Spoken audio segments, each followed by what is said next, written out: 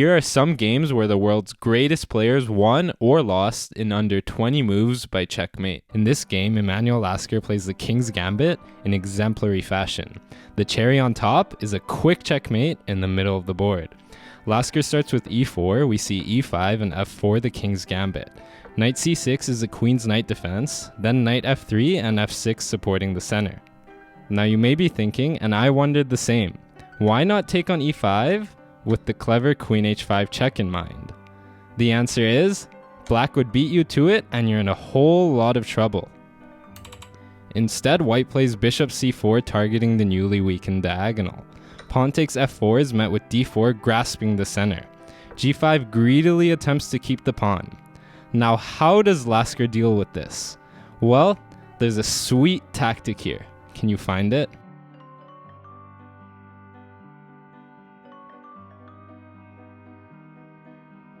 The move Lasker plays is knight takes g5.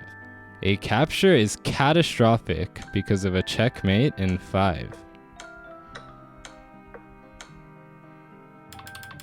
The best continuation for black is actually knight h6. It would cover the f7 square, putting a stop to the mating combination. But black would still be in for a rough time. I think you get the point. In the game, black played h6, which stops the checkmate in 5. However, there is now a checkmate in 6. I'll let you try your luck.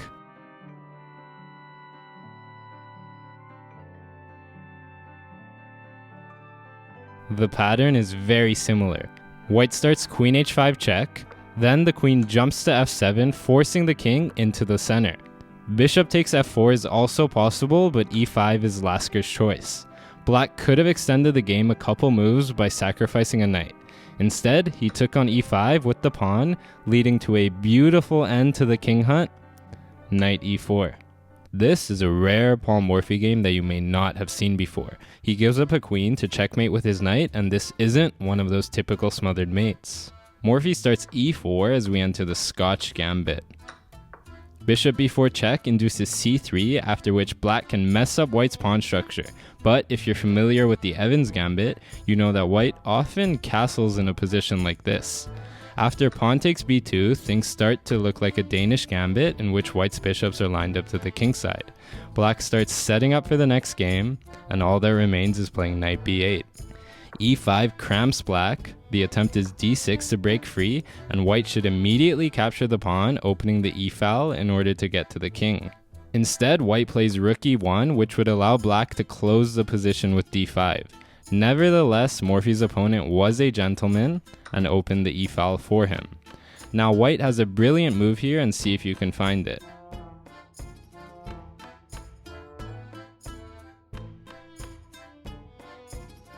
So this is a tough one to find because there are a number of variations that follow. Paul Morphy did not, but could have played bishop takes f7. If the king captures, then knight takes e5. The knight can't be taken because the queen is hanging, and wherever the king goes, knight takes c6 would win the queen anyway. Of course, black does not have to take the bishop, but then he will get beat down real quick. Back to the game.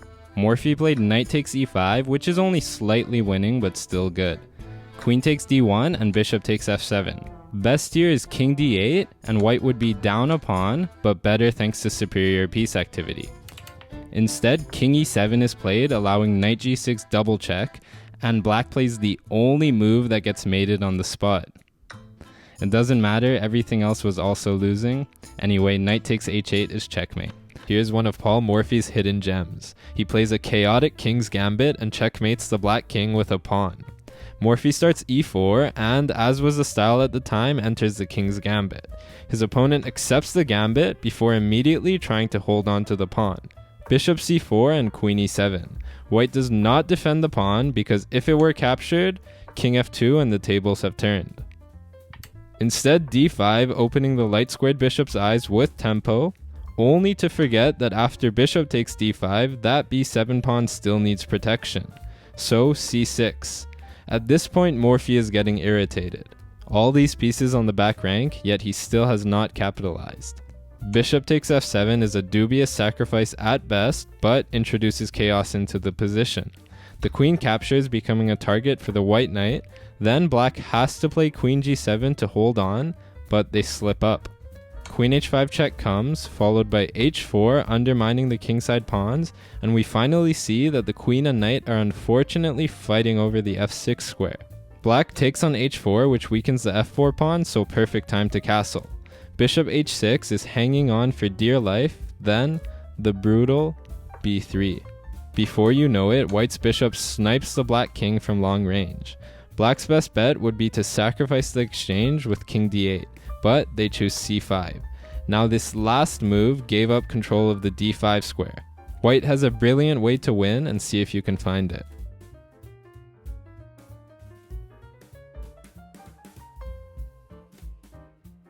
Morphy did not, but could have played knight c3, and whether Mr. or Mrs. T Knight likes it or not, that knight is going to d5 with a royal fork, or worse. Knight b6 wouldn't solve the issue either, and wow, I've said knight a lot. Instead he played rook d1, anticipating the opening of the d-file, but it gives black the slightest opportunity to get back into the game. Move the king to f8, and it would be perfectly safe. Morphy's opponent did not find king f8 thankfully, otherwise I wouldn't be showing you the riveting ending to this game. Knight takes e5 is met with bishop takes c5 check, king e6, and queen e8. If black wanted to keep going, he could sacrifice his queen, but knight e7 is played, and what do you think Morphy plays? d5. It takes only 12 moves for Victoria Radeva to beat a FIDE master with the Stafford Gambit. She played super aggressively right from the get-go and did it all with the black pieces. Victoria meets e4 with e5 and knight f3 with the counter-attacking knight f6. This is the Petrov's defense. Knight takes e5 is almost always met with d6 followed by a capture on e4. However, black chooses to play a tricky line. Knight c6 marks the Stafford Gambit, allowing white to keep the extra pawn. However, with the d-pawn out of the way, black's position has completely opened up.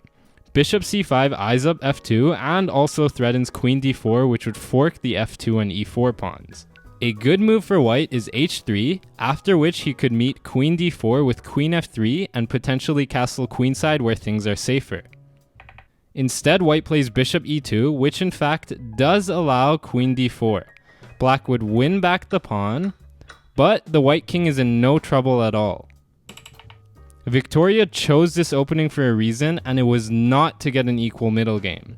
She instead plays h5, which is not the best move objectively, but it keeps the attack alive. The knight will soon make its way to g4, where it can help in targeting f2. White stops that plan altogether, but now that h5 and bishop e2 have been played, h3 is a mistake. h3 weakens the kingside, where the white king will soon take shelter, and does it really stop the knight from going to g4? Let's find out. Black finally brings the queen to d4 with the imminent checkmate threat. White castles, and now knight g4. Black is already much better. 3 pieces attack f2, so white is forced to react. He could have tried bishop takes g4 or queen e1. Still, both of these have problems of their own. In game, we saw pawn takes g4, giving black full access to an open h-file. Now black's threat is to play g3, piling up on the pinned f2 pawn. White plays g3 himself, but then queen e5 threatening to take on g3 using the pin again. King g2 is the only way to defend. Now, black has one and only one winning move. Can you find it?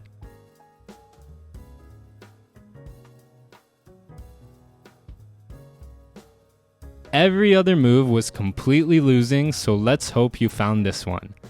Bishop takes f2. Black now threatens queen takes g3, checkmate. The bishop must be captured, and white has 2 ways to do it.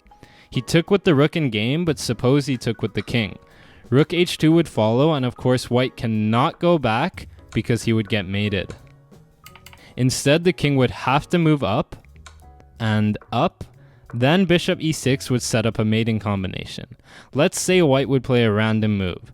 There is a checkmate in 5 here, and the first person to comment the solution will get their comment pinned. Anyway, white did take with the rook in game. Victoria plays queen h5, threatening mate in 2, and white resigns. The game may have continued, but white would get absolutely annihilated. This is a positional masterclass by Jose Capablanca. He creates a stranglehold over the center before shifting his sights on the king for a killer checkmating combination. Capablanca starts with the flexible knight f3, and d4 marks the anti-Benoni variation of the symmetrical English. Black immediately resolves the central tension and plays e5 with tempo. Rather than going back, white jumps forward and there are some annoying threats. Most common is the immediate d5, stopping knight d6 and exchanging the backwards d-pawn. Instead, black chooses bishop b4 check and trades dark squared bishops. However, with the absence of that bishop, the d6 square becomes much harder to defend. Black castles, then knight 1 to c3 is a fantastic move. It immobilizes black. Both d6 and d5 are heavily defended, so black has trouble developing his queenside. Knight a6 has an interesting plan of supporting d5. Now, white wants to develop his last minor piece, and the way he does it is very instructive. What move would you play here?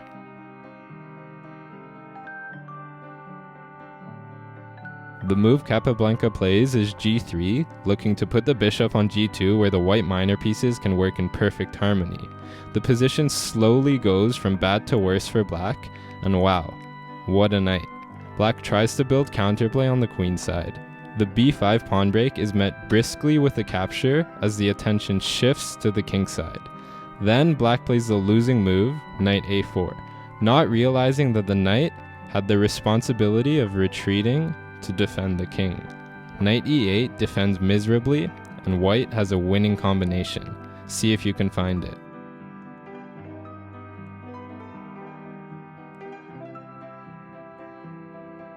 Capablanca wins this game by playing knight h6. King h8 is forced, then queen e7, and black resigns. Black would have to give up the queen or get smothered. This is a story of boy meets girl, or rather boy defeats girl in a game of chess. Mr. Michelson has the white pieces and you're not seeing things, he is missing a rook. Sitting across from him is his wife, Mrs. Michelson, who decides on move 3 to set loose some fireworks with f5. d4 is white's approach, freeing up his pieces, and after pawn takes e4, knight takes e5 penetrates black's position. Now black should probably exchange pieces given she's up a full rook, but she decides to defend her e4 pawn instead. Bishop c4 launches an attack on the soft f7 square, so d5 stops white in his tracks. But knight takes d5, and isn't that pawn well defended? Mr. Michelson is setting a trap for his better half, and she falls right into it. As the knight leaves the king's side, white's queen is able to storm in. The king can't move because of an incoming checkmate, so g6, but knight takes g6, taking advantage of the pin. At this point, black can survive with accurate play, but it's tough. Mrs. Michelson tries knight f6, attacking the queen, and Mr. Michelson uncorks bishop f7. Game over, black gives up. If the king takes the bishop, then knight e5 is double check, and checkmate would follow in a couple moves. Going back, if the king dodges, then white can give a series of checks, and black's king is forced into the wild, where it will inevitably get checkmated. Whether Mrs. Michelson saw this far or she just trusted her husband, we can't be sure. What we do know is that Mr. Michelson slept on the couch that night. I didn't think this had ever happened, but it did. Morphy loses in 12 moves. Playing white, he starts with e4, we have e5, and f4 entering the king's gambit. Black takes on f4, we have bishop c4, queen h4 check, and king f1. Then black plays b5, and this is actually a real opening. It's called the Brian counter gambit. The point is, if black plays bishop takes b5, black can play c6 with tempo, then plan to play knight f6 and d5 expanding in the center. Common moves for white here are bishop takes b5, bishop b3, and knight f3, but Morphy plays none of those, plays bishop d5, which allows black to play c6 with tempo without even having to lose a pawn, but black plays knight c6. We have knight f3 attacking the queen, queen h5, d4, knight f6 attacking the bishop retreats, we have bishop a6 eyeing the king, then we have queen e2 putting more vulnerable pieces on the diagonal the bishop just came to. We have knight takes d4, knight recaptures, and b4. Here white makes the losing move, queen takes a6, which hangs mate in 2. That's a nice one, huh? What white should have played here is c4, and after en passant, now take the piece and see that their bishop is guarding the d1 square. So there's no mate and white's actually winning here. Subscribe for more chess content.